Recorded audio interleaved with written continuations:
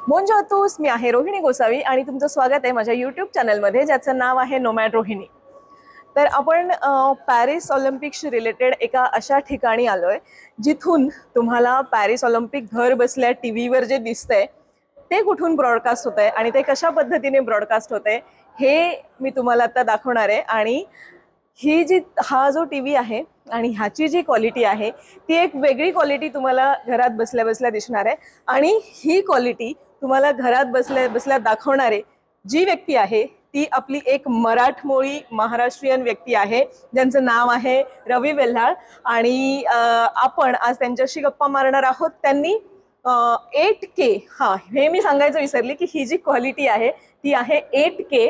आपण आत्तापर्यंत आपल्या मोबाईलवर किंवा टीव्हीवर आपण 4K बघतोय, 4K वापरतोय, पण ही टेक्नॉलॉजी जी आहे ती 8K टेक्नॉलॉजी आहे। आणि हे व्हिज्युअल्स जे आपल्याला दिसत आहेत ते 8K व्हिज्युअल्स आहेत। आणि त्याचे जे जनक आहेत ते सगळे जे आपल्याला दाखवणारे जे पडद्यामागचे हिरो आहेत ते आहे रवी वेल्हाळ सर। तर आपण त्यांच्याशी गप्पा मारणार आहोत। सर, माझ्या चॅनलवर तुमचं खूप खूप स्वागत। आणि आपण जेव्हा मगाशी बोलत होतो तेव्हा तुम्ही आम्हाला सांगितलं की ही टेक्नॉलॉजी आता जी आहे ती टोकियो ऑलिम्पिक मध्ये पहिल्यांदा वापरण्यात आली होती, पण पॅरिस ऑलिम्पिक मध्ये टेक्निकली ती सगळीकडे जास्त पसरली। तर काय सांगाल याबाबत? धन्यवाद रोहिणी। ऑलिम्पिक ब्रॉडकास्टिंग सर्व्हिसेस संयुक्त विद्यमाने आणि इंटेल तर्फे आम्ही ही टेक्नॉलॉजी डेव्हलप केलेली आहे।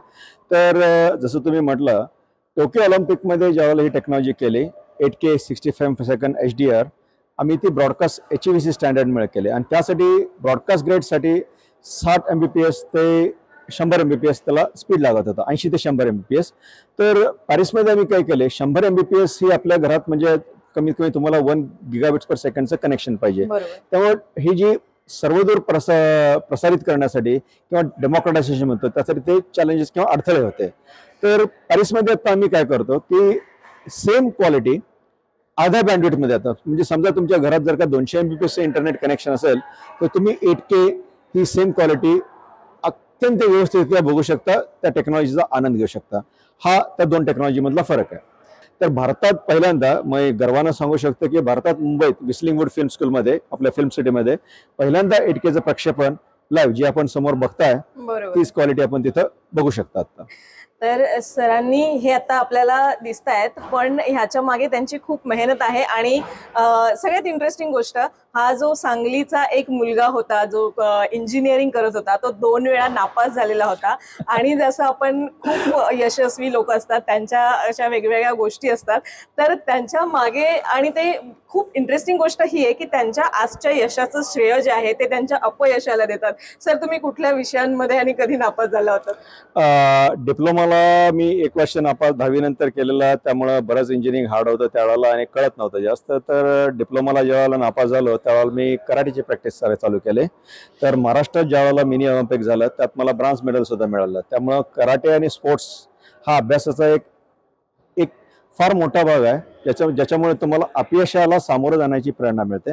आणि त्याच्यानंतर बरेच त्यावेळेला रिसर्च केले आणि डिग्रीमध्ये त्यात मी वसंतदादा कॉलेजमध्ये होतो सांगली बुधगावमध्ये। त्याच्यानंतर मगदूममध्ये मी डिग्री चालू केली। डायरेक्ट सेकंड इयरला एक्झामला जायला लागलं, त्यामुळे माझा मॅथ्स राहिला आणि तो 3rd इयरपर्यंत सुद्धा तो सुटला नाही, पण बाकीचे विषय टॉप होतात। त्या वर्षी ज्यावेळेला मी घरात काढलं त्यावेळेला जेनेटिक फिंगरप्रिंटिंगचा ऑटोमेशनचा रिसर्च केला, तर तो सांगलीत बसून जगात त्याला दुसरं प्राइज मिळालं। रिसर्च ट्रायंगल फॉर अमेरिकेचं त्याला दुसरं प्राइज मिळालं।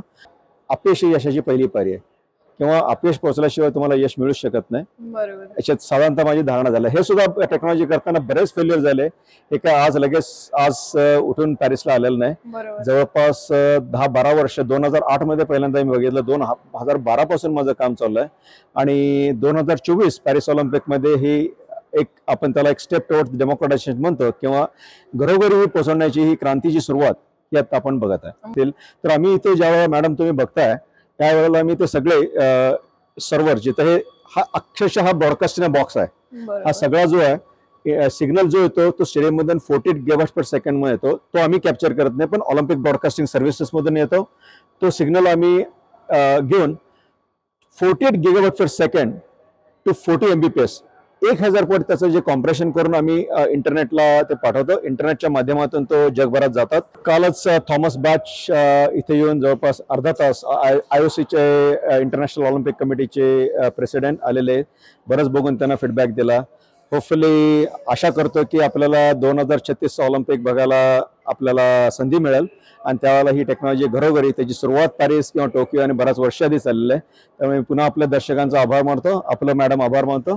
धन्यवाद. थँक्यू सर आमच्याशी बोलल्याबद्दल. तर सरांकडे बोलण्यासारखं खूप आहे, त्यांच्याशी गप्पा मारल्या तर आपल्याला खूप वेळ कमी पडेल, पण तुर्तास आपण इथेच थांबूयात. आणि हा व्हिडिओ तुम्हाला कसा वाटला हे मला नक्की सांगा आणि आपण भेटत राहूया ऑलिम्पिकच्या अशाच वेगवेगळ्या व्हिडिओजमधून. बाय.